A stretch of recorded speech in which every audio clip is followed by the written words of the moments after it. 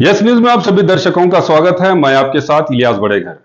आइए देखते हैं आज की खबर क्या कहती है। ಬಿಜಾಪುರದ ನಗರ ಶಾಸಕರಾದಂಥ ಬಸನಗೌಡ ಪಳ್ಳಿ ಯತ್ನಾಳರು,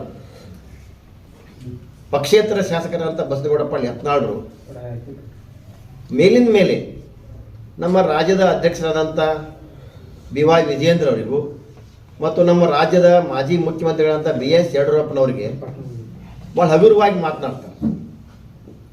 ಈ ರೀತಿ ಬಸನಗೌಡರ ವರ್ತನೆ ನಾನು ಖಂಡಿಸ್ತಾ ಇದ್ದೀನಿ ಇವತ್ತು. ಯಾಕಂದ್ರೆ BY ವಿಜಯೇಂದ್ರ ಅವರ ಬೆಳವಣಿಗೆ ಮತ್ತು ಜನಪ್ರಿಯತೆಯನ್ನು ಸಹಿಸಲಾಗದೆ ಇವತ್ತು ವಿನಾಕಾರಣ ಟೀಕೆ ಮಾಡ್ತಕ್ಕಂಥದ್ದು. ಈ ರೀತಿ ಟೀಕೆ ಮಾಡಿ BSY ಮತ್ತು BY ವಿಜಯೇಂದ್ರ ಅವರ ಏನು ವರ್ಚಸ್ ಕಮ್ಮಿ ಮಾಡ್ಬೇಕಂತ ಏನು ತಿಳಿಯಾಗದ, ಅದರಿಂದ ಹೊರಗೆ ಬರ್ರಿ ನೀವು. ಅದು ಸಾಧ್ಯ ಆಗೋದಿಲ್ಲ. ಈಗ ಅವ್ರು ರಾಜ್ಯಾಧ್ಯಕ್ಷರಾಗಿಬಿಟ್ಟ, ನೀವು ಮೇಲಿನ ಮೇಲೆ ನಾನು ಮುಖ್ಯಮಂತ್ರಿ ಅಂತ ಹೇಳ್ತೀರಿ. ಮುಖ್ಯಮಂತ್ರಿ ಆಗ್ಬೇಕಂದ್ರೆ ಮಾರ್ಗಗಳಿರ್ತಾವ, ಆ ಮಾರ್ಗದಿಂದ ಹೋದ್ರೆ ಮುಖ್ಯಮಂತ್ರಿ ಆಗ್ತೀರಿ. ನೀವು ಈ ರೀತಿ ನಿಮ್ಮ ವರ್ತನೆಯಿಂದ ನೀವು ಮುಖ್ಯಮಂತ್ರಿ ಆಗಕ್ಕೆ ಸಾಧ್ಯ ಅದಾನು? ಇದು ಹಾಸ್ಯಾಸ್ಪದ ಆಗಕ್ಕಂತ ನೀವು ಮಾತನಾಡ್ತಕ್ಕಂಥ ಮಾತು.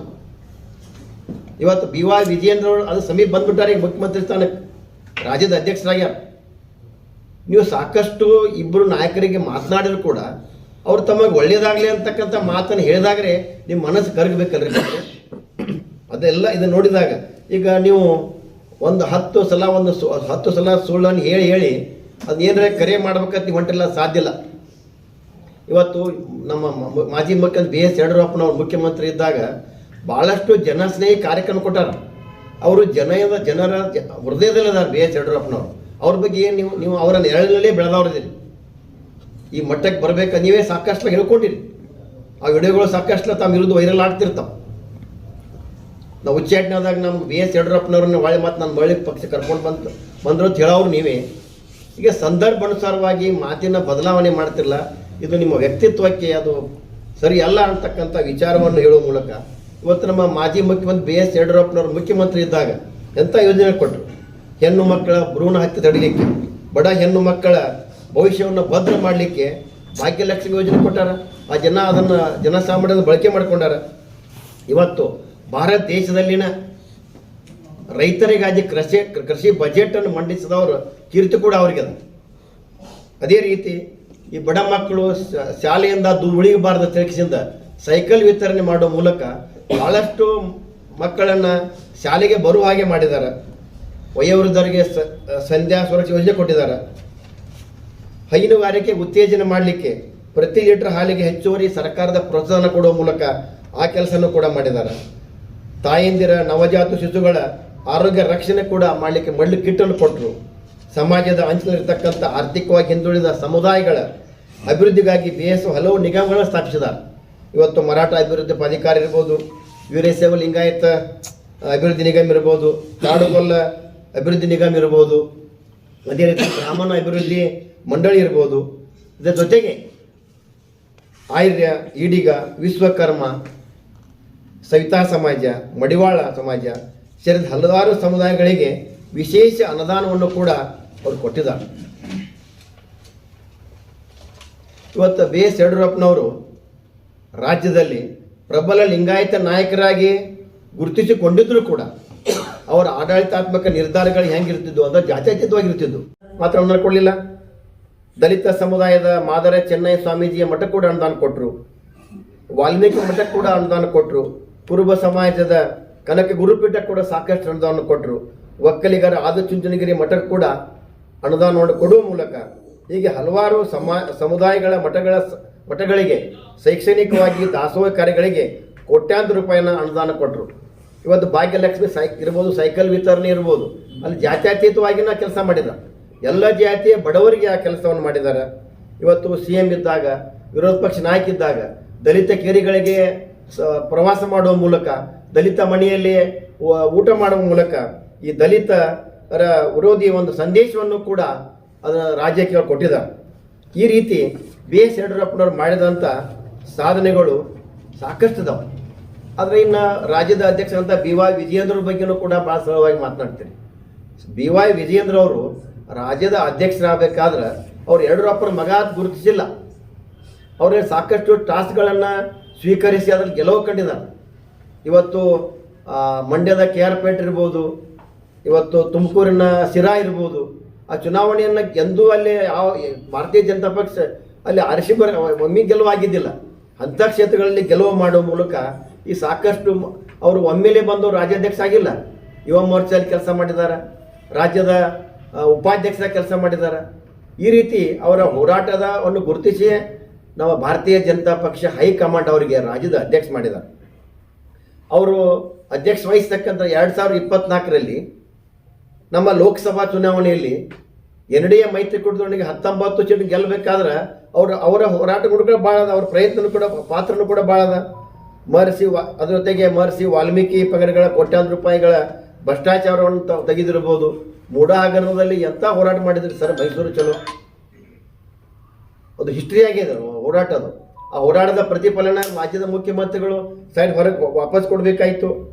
ಇನ್ನೊಂದು ಅತಿವೃಷ್ಟಿ ಆದಾಗ ಎಲ್ಲ ರಾಜ್ಯ ಎಲ್ಲೆಲ್ಲಿ ಅತಿವೃಷ್ಟಿ ಆಗಿದೆ ಅಲ್ಲಿ ತಂಡಗಳನ್ನು ರಚಿಸಿ ಅಲ್ಲೆಲ್ಲ ಮಠಮಾನ್ಯಗಳೆಲ್ಲ ಎಲ್ಲರಿಗೂ ರೈತರಿಗೆ ಹೆಲ್ಪ್ ಮಾಡ್ತಕ್ಕಂಥ ಕೆಲಸ ಮಾಡಿದರು. ಅದೇ ವಿಶೇಷವಾಗಿ ಬಿಜಾಪುರದಲ್ಲಿ ದ್ರಾಕ್ಷಿ ಬೆಳೆಗಾರರು ಇನ್ಶೂರೆನ್ಸ್ ಪ್ರೀಮಿಯಂ ಕಟ್ಟಿದ್ರು ಕೂಡ 4 ತಿಂಗಳ ಲೇಟ್ ಆದರೂ ಕೂಡ ಅವ್ರಿಗೆ ಬರ್ತಾ ಇರಲಿಲ್ಲ. ಅದು ವಿಶೇಷವಾಗಿ ನಮ್ಮ ಬಬಲೇಶ್ವರ ಮತಕ್ಷೇತ್ರ ಮತ್ತಲ್ಲಿ ಬಬಲೇಶ್ವರ ಮತ್ತು ತಿಕೋಟ ತಾಲೂಕಲ್ಲಿ ಮ್ಯಾಕ್ಸಿಮಮ್ ರೈತರಲ್ಲಿ ಅಲ್ಲಿ ವಿಮೆ ಪಡಿಬೇಕಾಗಿತ್ತು. 4 ತಿಂಗಳವರೆಗೆ ಮಾಡಲಿಲ್ಲ. ನಮ್ಮ ರಾಜ್ಯಾಧ್ಯಕ್ಷ BY ವಿಜಯೇಂದ್ರ ಅವರು ನಾವು ಚರ್ಚೆ ಮಾಡಿದಾಗ ಕರೆ ಕೊಟ್ಟರು, ನಮ್ಮ ರಾಜ್ಯದಲ್ಲಿ ಬಿಜಾಪುರ ಜಿಲ್ಲೆಯಲ್ಲಿ ಹೋರಾಟ ಮಾಡಿರಿ. ನನ್ನ ಜನಾರ್ದನ್ ರೆಡ್ಡಿ ಅವರು, ನಮ್ಮ ಶಾಸಕ ಜನಾರ್ದನ್ ರೆಡ್ಡಿ ಅವ್ರನ್ನ ಉಸ್ತುವಾರಿಯಾಗಿ ಕಳಿಸಿದ್ರು. ಇಲ್ಲಿ ನಾವು ಯಾವಾಗ ರೈತ ಹೋರಾಟ ಚರ್ಚೆ ಆಯಿತು, ಅದರ ಮೊದಲನೇ ದಿನವೇ ಸುಮಾರು 17,000 ರೈತರು ಪ್ರೀಮಿಯಂ ಕಟ್ಟಿದ್ರು. ನಾವು ಹೋರಾಟ ಮಾಡುತ್ತೀವತ್ತು ಗೊತ್ತಾದ ಮೊದಲನೇ ದಿನವೇ ಸುಮಾರು 15,000 ಮೇಲ್ಪಟ್ಟ ರೈತರಿಗೆ ಅವತ್ತು ವಿಮೆ ಹಣವನ್ನು ಬಿಡುಗಡೆ ಮಾಡಿದಂಥ ಕೀರ್ತಿ ಬಿಜಾಪುರ ಜಿಲ್ಲೆಯ ನಮ್ಮ ರಾಜ್ಯ ಜಿಲ್ಲಾಧ್ಯಕ್ಷರಿಗೂ ಮತ್ತು ಈ ಬಿಜಾಪುರ ಜಿಲ್ಲೆ ಎಲ್ಲ ಪದಾಧಿಕಾರಿಗಳಿಗೂ ನಮ್ಮ ರೈತ ಮೋರ್ಚಾ ಕೂಡ ಸಲ್ತದ. ಈ ರೀತಿ ಒಳ್ಳೆಯ ಕೆಲಸ ಮಾಡ್ತಕ್ಕಂಥ ಇವತ್ತು ನಮ್ಮ ವಿಜಯೇಂದ್ರನಿಗೆ ನೀವು ಈ ರೀತಿ ಮಾತನಾಡಿ ನಿಮ್ಮ ವ್ಯಕ್ತಿತ್ವವನ್ನು ನೀವು ಕಡಿಮೆ ಮಾಡ್ಕೋತೀರಿ ಅಂತಕ್ಕಂಥ ಮಾತನ್ನು ಕೂಡ ನಾನು ಗೌಡ್ರಿಗೆ ಹೇಳ್ಬೇಕಾಗತ್ತೆ. ಯಾಕಂದ್ರೆ ಇವತ್ತು ಇಷ್ಟು ನೀವು ನಾವು ಗೌಡ್ರಿಗೆ ಹೇಳೋದೇನಂದ್ರೆ ಇನ್ನೊಂದು ವಿಷಯ ನಾವು ಚರ್ಚೆ ಮಾಡ್ತೀನಿ. ಸಾಕಷ್ಟು ನೀವು ನಾವು ಇವತ್ತು ಈ ಮಟ್ಟಕ್ಕೆ ಬೆಳಿಬೇಕಾದ್ರೆ ನಮ್ಮ ಪಕ್ಷದ ಕಚೇರಿಯಲ್ಲಿ ನೀವು 10 ಉಪ್ಪಿಟ್ಟು ಮಾಡಿಸ್ತೀರಿ, 10 ಮಂದಿಗೆ ಸಾಲು ಅಂತಕ್ಕಂಥ ಮಾತನ್ನು ಹೇಳ್ತೀರಿ. ಒಂದ್ಸಲ ಅಂದ್ರೆ ಅದನ್ನ ಬಿಟ್ಟಿದ್ದು ಹೋಗ್ಲಿತ್ತೆ ಚಂದ. ಅದೇ ಮಾತನ್ನು ರಿಪೀಟ್ ಮಾಡಕೈತ್ರಿ. 3-4 ಸಲ ಆತ. ನೀವು ತಲೆಯಾಗ ಏನದ ಅಂದ್ರೆ ಒಂದು ಸುಳ್ಳನ್ನು ಭಾಳ ಸಲ ಹೇಳಿ ಕರೆ ಮಾಡ್ಬೇಕಂತ ತಿಳ್ಕೊಂಡಿರಿ. ನಾ ಇದಕ್ಕೆ ಉತ್ತರ ಕೊಡಬಾರ್ದತ್ ಮಾಡಿದ್ದೆ. ನನಗೂ ಭಾಳ ಜನ ಕೇಳಿದರು. ಅದನ್ನು ಉತ್ತರ ಯಾಕೆ ಕೊಡಲಿಲ್ಲ ಅಂದ್ರೆ ನಮ್ಮ ಪತ್ರಿಕಾ ಮಾಧ್ಯಮ ಅನ್ನೋದು ಭಾಳ ದೊಡ್ಡ ಶಕ್ತಿ ಅದ ಇದು ನಮ್ಮ ದೇಶಕ್ಕೆ, ಇಡೀ ಜಗತ್ತಿಗೆ. ಯಾಕೆ ಯಾರಾದರೂ ಏನಾದರೂ ಇವತ್ತು ನಾವು ಈ ಜಾಗಕ್ಕೆ ಬರ್ತಾ ಇದ್ದೀವಿ ಅಂದ್ರೆ ಇವತ್ತು ನೀವು ಕೂಡ ಸಾಕಷ್ಟು ಶಾಸಕರಾಗಿರಿ, ಕೇಂದ್ರದ ಮಂತ್ರಿ ಆಗಿರಿ ಅಂದ್ರೆ ಈ ಮಾಧ್ಯಮ ಇರ್ಲಿಕ್ಕಂದ್ರೆ ಏನೂ ಆಗ್ತಿದ್ರಿಲ್ಲ. ಈ ಮಾಧ್ಯಮದ ಸಹಾಯ ತಗೊಂಡು ಇಷ್ಟೆಲ್ಲ ಬೆಳೆದಿರಿ. ಆ ಯೂಟ್ಯೂಬ್ನವ್ರಿಗೂ ಏನ್ರಿ ಮಾತನಾಡ್ತೀರಿ, ಕೆಲವೊಂದು ಪತ್ರಿಕಾ ಇವು ಮಾಧ್ಯಮದವ್ರಿಗೆ ಕೂಡ ಏನ್ರಿ ಮಾತನಾಡ್ತೀರಿ. ಗೌಡ್ರಿ ಇದೆಲ್ಲ ಸರಿಯಲ್ಲ ಅಂತಕ್ಕಂಥ ಮನವಿಯನ್ನು ಮಾಡಕತ್ತನ್ನ. ಯಾಕಂದ್ರೆ ಅವ್ರು ನಮ್ಮಲ್ಲಿ ಉಪ್ಪಿಟ್ಟು ತಿನ್ನಕ್ಕೆ ಬಂದಿರಂಗಿಲ್ಲ. ಇಲ್ಲಿ ಬಂದಾಗ ಅವ್ರ ಮುಂದೆ ಮತ್ತೆ ಸಾಕಷ್ಟು ವಿಷಯಗಳನ್ನ ಪ್ರಸ್ತಾಪ ಮಾಡೋದೈತಿ. ಜಿಲ್ಲೆಯೆಲ್ಲ ಅವರು ವಿಷಯ ಕವರ್ ಮಾಡ್ಬೇಕಾಗಿರ್ತೈತಿ. ಅವ್ರು ಬೇಗನೆ ನಮ್ಮನ್ನ ಯಾವಾಗ ಬಿಡ್ತೀರಿ ಅಂತಕ್ಕಂಥ ಒತ್ತಡದಲ್ಲಿ ಇರ್ತಾರೆ ಅವರು. ಅವ್ರಿಗೆ ನೀವು ಉಪ್ಪಿಟ್ಟು ಬಗ್ಗೆ ಮಾತನಾಡಿ ಇವತ್ತು ನನಗೆ ಅಷ್ಟೇ ನೀವು ನಮ್ಮ ಪಕ್ಷಕ್ಕೆ ಕಚೇರಿಗೆ ಅಟ್ಟ ಅವಮಾನ ಮಾಡಕತ್ತಿಲ್ಲ. ಇವತ್ತು ಇಡೀ ಪತ್ರಿಕಾ ಮಾಧ್ಯಮಕ್ಕೂ ಅವಮಾನ ಮಾಡ್ತಾ ಇದ್ದೀರಿ. ಇವತ್ತು ಆ ಬಿಜಾಪುರ ಉಪ್ಪಿಟ್ಟಕ್ಕೂ ನೀವು ಅನುಮಾನ ಮಾಡ್ತಾ ಇದ್ದೀರಿ. ಬಿಜಾಪುರ ಉಪ್ಪಿಟ್ಟು ಅಂದ್ರೆ ಅದು ಪ್ರತಿಯೊಂದು ಮನೆಯಲ್ಲಿ ಕೂಡ ಮನೆಯಲ್ಲಿ ತಯಾರಾಗ್ತಕ್ಕಂಥ ವಸ್ತು. ಮನೆಯಿಂದ ಉಪ್ಪಿಟ್ಟು ತರ್ತಾರ ಕಚೇರಿಗೆ ಅಂತಕ್ಕಂಥ ಮಾತನ್ನ ಯಾಕೆ ತರಬಾರ್ದು? ಮನೆಯಿಂದ ಉಪ್ಪಿಟ್ಟು ಹೋಟೆಲ್ಗಳಿಗೆ ಇರ್ತಕ್ಕಂಥ ಉಪ್ಪಿಟ್ಟಿಗೂ ಮನೆ ಉಪ್ಪಿಟ್ಟಿಗೂ ಭಾಳ ಫರಕ್ ಇದೆ. ಅದು ನನಗೆ ಮನೇಲಿ ತರಕ್ಕೆ ಆಗಿಲ್ಲ.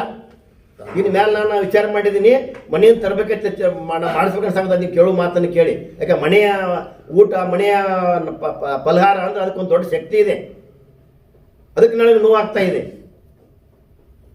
ಇವತ್ತು ನಾನು ಮನೆಯನ್ನು ತರಕ್ಕಾಗಿಲ್ಲ. ಇಲ್ಲಿ ನಮ್ಮ ಕಚೇರಿಯ ಪಕ್ಕದಲ್ಲಿ ಒಂದು ಸಣ್ಣ ಹೋಟೆಲ್ ಇದೆ, ಅದು ಸ್ವಾಮಿಗಳ ಹೋಟೆಲ್. ಕರಡಿ ಮಠ ತಕ್ಷಣ ಒಬ್ಬರು ಮನೆಯಲ್ಲಿನ ಹೋಟೆಲ್ ಇದೆ. ಸಾಕಷ್ಟು ಅಲ್ಲಿ ಬಿಜಾಪುರ ಜಿಲ್ಲೆ ಭಾಳಷ್ಟು ಜನ ಅಲ್ಲಿದ ಪಾರ್ಸಲ್ ಕೂಡ ತರಿಸ್ಕೋತಾರೆ. ಸ್ವಚ್ಛವಾಗಿದೆ. ಅಲ್ಲಿ ನಾನು ಅಷ್ಟ ತರಿಸ್ತೀನಿ.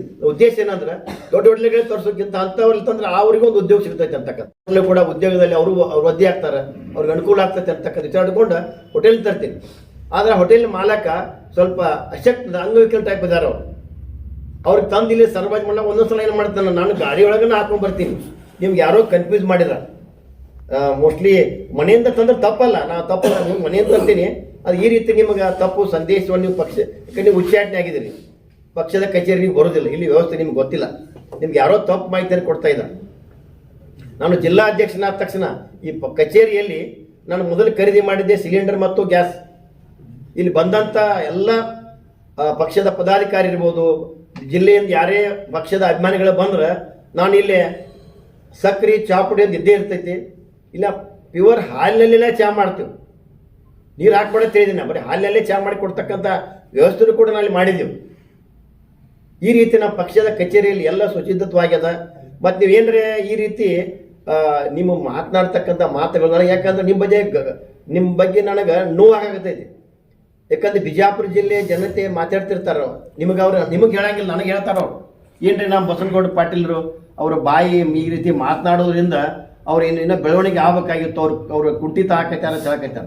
ಅದಕ್ಕೆ ನಾನು ನಿಮಗೆ ಮನವಿ ಮಾಡ್ತೇನೆ, ಪ್ರತಿಯೊಂದು ಮಾತನಾಡುವಂಥ ಸಂದರ್ಭದಲ್ಲಿ ಸುಳ್ಳುಗಳನ್ನು ನೀವು ಏನು ಮಾಡಿರಿ. ಈಗ BS ಯಡಿಯೂರಪ್ಪರ ಬಗ್ಗೆ, BY ವಿಜಯೇಂದ್ರ ಬಗ್ಗೆ ಕೆಲವೊಂದು ಸುಳ್ಳುಗಳನ್ನು ಹೇಳಿಬಿಟ್ರಿ. ಸ್ಟಾರ್ಟಿಂಗ್ ಅವರ ಅಧಿಕಾರ ಇಳಿಸಕ್ಕೆ ಪ್ರಯತ್ನ ಮಾಡಿದ್ರಿ ಮುಖ್ಯಮಂತ್ರಿ. ಆ ಸುಳ್ಳುಗಳನ್ನು ಮುಚ್ಚಲಾಕ ದಿನನಿತ್ಯ 100 ಸುಳ್ಳು ಒಂದು ಸುಳ್ಳು ಮುಚ್ಚಾಕ 100 ಸುಳ್ಳು ಹೇಳ್ಬೇಕತ್ತೆ ಏನು ಮಾತದ. ಹಾಗೆ ನೀವು ಸುಳ್ಳುಗಳನ್ನು ಹೇಳಿ ಮುಚ್ಚಕ್ಕೆ ಹೋಗೈತೆ ಆಗೋದಿಲ್ಲ. ಬೇಗನೆ ತಾವು ಇದ್ರ ಬಗ್ಗೆ ಬದಲಾವಣೆ ಆಗಿ, ಯಾಕಂದ್ರೆ ಮತ್ತೆ ಹೆಚ್ಚಿಗೆ ಮಾತನಾಡಿದರೆ ಕೆಲವೊಂದು ಕಮೆಂಟ್ಸು ಬರೀತಾರೆ ಕೆಲವರು, ಅವ್ರಿಗೂ ಕೂಡ ನಾನು ಮನವಿ ಮಾಡ್ತೀನಿ. ನಾನು ಏನು ಪತ್ರಿಕೆ ಗೋಷ್ಠಿ ಮಾಡಿದ ತಕ್ಷಣ, ಜಿಲ್ಲಾ ಅಧ್ಯಕ್ಷನಾದ ತಕ್ಷಣ ನನ್ನ ಡ್ಯಾನ್ಸ್, ನನ್ನ ಗೆಳೆಯನ್ನ ಹುಟ್ಟುಹಬ್ಬದಲ್ಲಿ ಒಂದು ಡ್ಯಾನ್ಸ್ ಮಾಡಿದ್ನಿ, ನಾನು ಈಗೂ ಮಾಡ್ತೀನಿ, ನಾನು ಅವ್ರ ಬಿಡೋದಿಲ್ಲ. ಆ ಡ್ಯಾನ್ಸ್ ವಿಡಿಯೋ ನಾನು ನೋಡಬೇಕಾಗಿತ್ತು. ನಾನು ಭಾಳಷ್ಟು ಫ್ರೆಂಡ್ಸ್ಗೆ ನೀವು ವಿಡಿಯೋ ಸಿಕ್ಕಿದ್ದಿಲ್ಲ, ಆ ವಿಡಿಯೋ ವೈರಲ್ ಮಾಡಿದಂಥವ್ರಿಗೆ ಧನ್ಯವಾದ ಹೇಳ್ತಾನೆ. ಯಾಕಂದ್ರೆ ಒಂದು ನೋವು ಏನದ ಅಂದ್ರೆ ವಿಡಿಯೋ ಹಿಡಿದು ಬರಬೇಕಾಗಿತ್ತು, ಅದನ್ನು ಆಲ್ಟ್ರೇಷನ್ ಮಾಡಿ ಅದ್ರಾಗ ಹಾಡುಗಳು ಬೇರೆ ಬೇರೆ ಹಾಡುಗಳನ್ನು ಕೂಡಿಸಿ ಅದನ್ನೇನು ಆಕಾರ ನೀವು ಬಂದ್ ಮಾಡಿ ಕಳಿಸಿರಲ್ಲ, ಅದಕ್ಕೆ ಅದ್ರ ಬಗ್ಗೆನೂ ತಲೆ ಕೆಡಿಸ್ಕೊಂಡಿಲ್ಲ. ಯಾಕಂದ್ರೆ ರಾಜಕಾರಣ ಮಾಡಬೇಕು, ರಾಜಕಾರಣ ಮಾಡ್ಲಿಕ್ಕೆ ಸಾಕಷ್ಟು ರಾಜಕೀಯ ವಿಷಯಗಳ ಕುರಿತು ಚರ್ಚೆ ಮಾಡ್ಲಿಕ್ಕೆ ವಿಷಯಗಳಿರ್ತಾವೆ. ಅದನ್ನು ಬಿಟ್ಟು ವೈಯಕ್ತಿಕ ಬರ್ತಕ್ಕಂಥ ರಾಜಕಾರಣ ಬಿಜಾಪುರದಲ್ಲಿ ಭಾಳ ನಡೀತಾ ಇದೆ. ಇದು ನಮ್ಗೆ ಅಷ್ಟೇ ನಮ್ಮ ಪಕ್ಷ ಎಲ್ಲರಿಗೂ ನಾನು ಮನವಿ ಮಾಡ್ತೀನಿ, ಈ ರಾಜಕಾರಣ ವೈಯಕ್ತಿಕ ಹೋಗಬಾರ್ದು ಅಂತಕ್ಕಂಥ ರಾಜಕೀಯ ವಿಷಯ ಕೂಡ ನೀವು ಚರ್ಚೆ ಮಾಡಿರಿ ಅಂತಕ್ಕಂಥ ಮಾತನ್ನು ಹೇಳಿ, ಕಮೆಂಟ್ ಬರೆಯೋರು ಕೂಡ ನೀವು ಕಮೆಂಟ್ ಬರಿಬೇಕು. ನಾನು ವಿರೋಧವಾಗಿಯೇ ಕಮೆಂಟ್ ಬರೀರಿ. ಆ ಕಮೆಂಟ್ ಹೆಂಗಿರ್ಬೇಕಂದ್ರೆ ನಿಮ್ಮ ವ್ಯಕ್ತಿತ್ವ ವೃದ್ಧಿ ಆಗಬೇಕು, ನೀವು ಒಬ್ಬ ನಾಯಕನಾಗಿ ಹೊರಗೆ ಬರಬೇಕು ಅಂತಕ್ಕಂಥ ಆ ಕಮೆಂಟ್ ಬರೆಯೋರು ಕೂಡ ನಾನು ಮನವಿ ಮಾಡ್ತೀನಿ. ನೀವು ಕೆಟ್ಟ ಕಮೆಂಟ್ ಬರೀರಿ, ನನ್ನ ಬಗ್ಗೆ ವೈಯಕ್ತಿಕ ಮಾಡಿರಿ, ನಾ ಎಲ್ಲದಕ್ಕೂ ಗಟ್ಟಿಯಾಗಿ ನಾನು ಈ ಪಕ್ಷವನ್ನು ಕಟ್ತೀನಿ. ಈ ಕುರ್ಚಿ ನನಗೆ ಎಲ್ಲಿ ಎಷ್ಟು ಇರೋದು ಮುಖ್ಯ ಅಲ್ಲ. ಈ ಕುರ್ಚಿ ನಾನು ದೊಡ್ಡವಲ್ಲ, ಈ ಕುರ್ಚಿ ಭಾಳ ದೊಡ್ಡದಿದೆ. ಈ ಕುರ್ಚಿಗೆ ನಾನು ಅನ್ಯಾಯ ಮಾಡ್ದಂಗೆ ಈ ಪಕ್ಷ ಸಂಘಟನೆಯಲ್ಲಿ ಕೆಲಸ ಮಾಡ್ತೀನಿ. ಇದೇ ರೀತಿ ನೀವು ನಮ್ಮ ಪಕ್ಷದ ಬಗ್ಗೆ, ನಮ್ಮ ಪಕ್ಷದ ಕಚೇರಿ ಬಗ್ಗೆ, ನಮ್ಮ ಇದ್ರ ಬಗ್ಗೆ ನೀವೇನಾದರೂ ತಪ್ಪು ಹೇಳಿಕೊಟ್ರೆ ಅದನ್ನು ನಾನು ಪ್ರತಿ ಸಲ ಕ್ಲಿಯರ್ ಮಾಡ್ತೀನಿ ಅಂತಕ್ಕಂಥ ಒಂದು ಮಾತನ್ನು ಕೂಡ ಅವ್ರಿಗೆ ಹೇಳುವ ಮೂಲಕ ನಾನು ಇಷ್ಟು ಹೇಳಿ ಬಸನಗೌಡ ಪಾಟೀಲ್ ಯತ್ನಾಳಿಗೆ ನಾನು ಮನವಿ ಮಾಡ್ತೀನಿ, ನೀವು ಬದಲಾವಣೆ ಆಗಬೇಕು, ನಿಮ್ಮ ಮಾತಿನಲ್ಲಿ ಬದಲಾವಣೆ ಆಗಬೇಕಂತಕ್ಕಂಥ ಮನವಿ ಮಾಡಿಕೊಂಡ ಪತ್ರಿಕಾಗೋಷ್ಠಿಯನ್ನು ಮುಗಿಸಿ. जैसा कि आप सब जानते हैं कि आप सभी का प्यार हमारे साथ कायम है, इसी तरह से हमारे इस चैनल को प्यार करते रहिए और हमारी सारी खबरों को लाइक, शेयर और सब्सक्राइब करना ना भूलिए। हमारा यही मकसद है कि आपको हर खबर जो है जैसा है वैसा ही आपको हम दिखाते रहेंगे, ना किसी का पक्ष लेंगे, ना किसी के विरोध में जाएंगे। हमारे कदम सच के साथ।